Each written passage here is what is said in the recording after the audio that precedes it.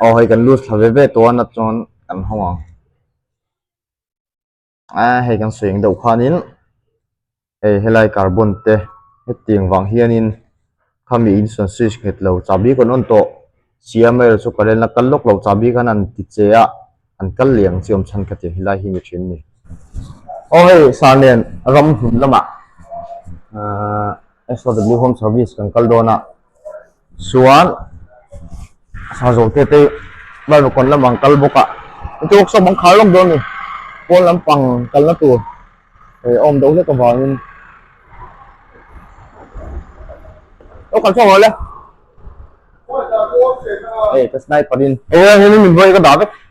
min boy nom nai pa din ang kal doon eh te kan ya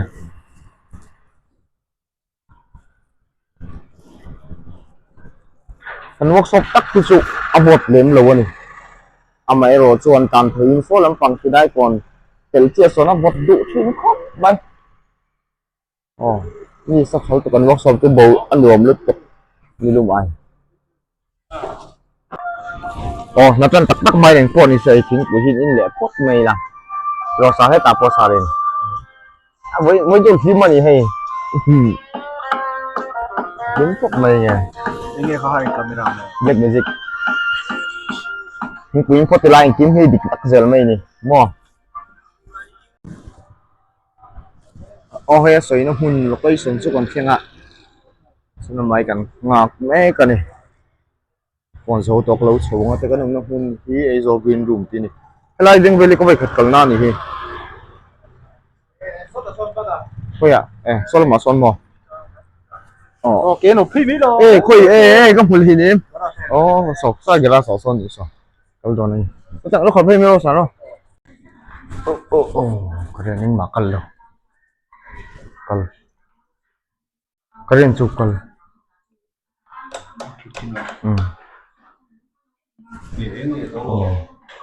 Phô lên problem sao?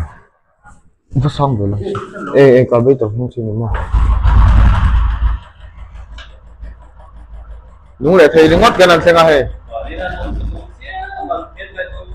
Tập cho ava rin sa be kat call wel sinang lok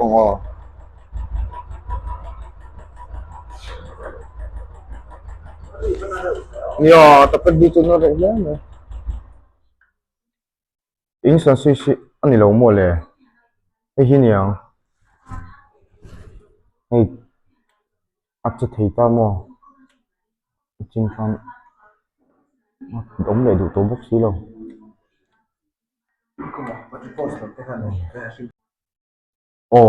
cái này cân lâu thì khá ôi đình lắm bằng vel bật lắm bằng vel này là win hay là những sản suy xí này hay tia in on hiền tên cân lâu sao mà ai khi hồi lại thol tổ chi na thol tổ này thol về đủ khúc mấy lại về thì chú khi sẽ thắc tóc lâu hiền in ala thol na sat overload chon a repair theya tuna po la insa sisi kan thon thanga kan hong daranga chung hong carbon velom thina ti fa yangai thina ni poi pu hian ren kal laweng mate chum siam to le general servicing ti tun kan vakala mai chu nai lo het lei the lo jok ke lo ni chuan engine oil vel kan khak don boka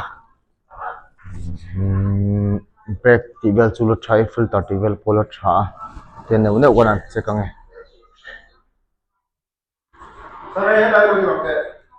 nya heta heno heta number nge ki ji chu horo mai ken ni ro ma khale soi chim te le soi tum lok lo hemi number nge tla nge ki signal a hina nge thina nge main lo wa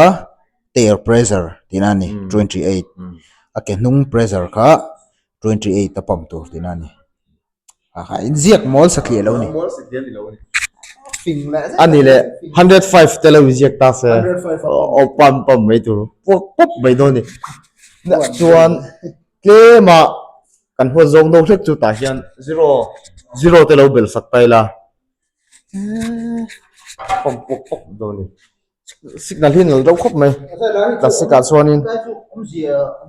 an siam meng lo do wang model do wang khan tamo number am pek viang plastic ka chuan looks to moi ro khop mai hi BS4 ani carburetor mang ho kha alani nge pos so lai pos no ma signal thawalang thei che lo ni so pakal kher lo me ang ti chuan hei tui po tam khop mai hei hi kang mai po lo chuak pal thut ta se hei ready ngal vek mai ni mo tro chuak lo samang taka ei motor sinan vel mang ani lo mo tro ang khal ong chat rem vei phian le ngala tinge tiang ngin ai ni son sui kan thon thata chuan thon dang khami amin na talus thak mai khane chuan socket a kan phoya socket poten carbon ve do ni hi ta nei minus hiam ta hinte pani kan lu sanga chuan hem ji lu tu khata chuwa hemi chuai carbon velom thin ni oil tanning yo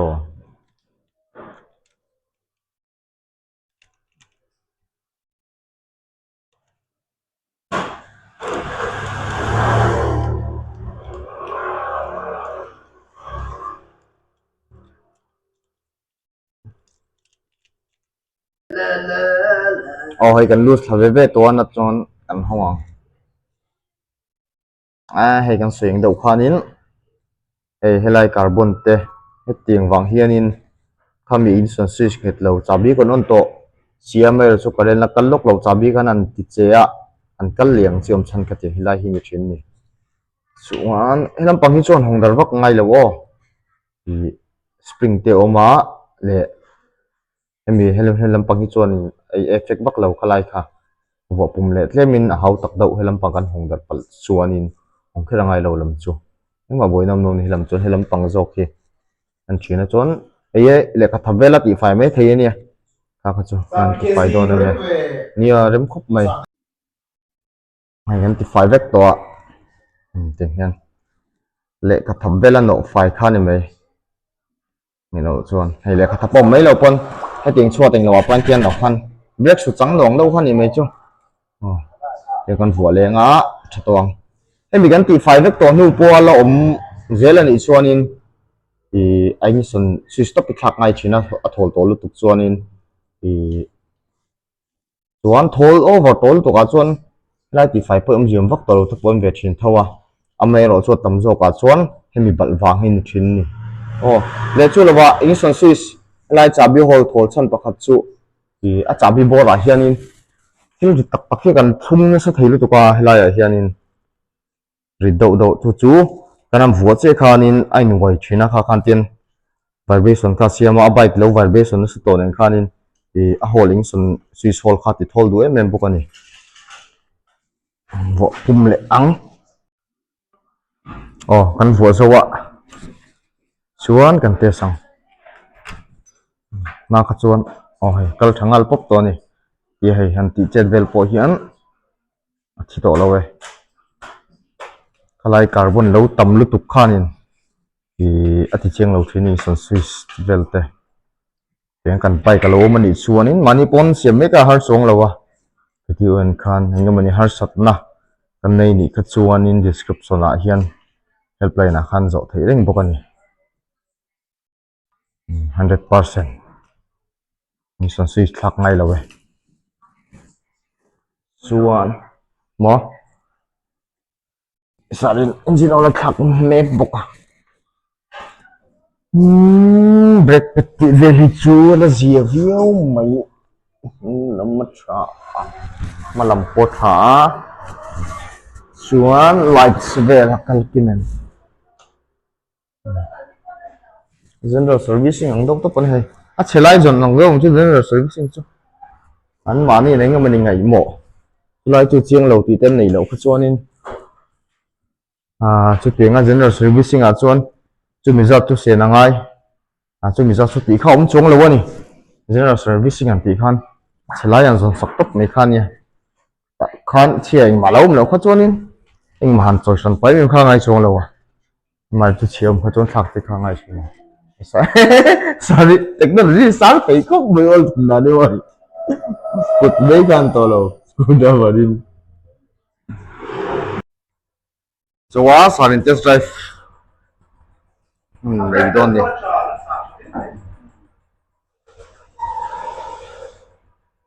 anh nhìn đi xuân nó đậu lắm à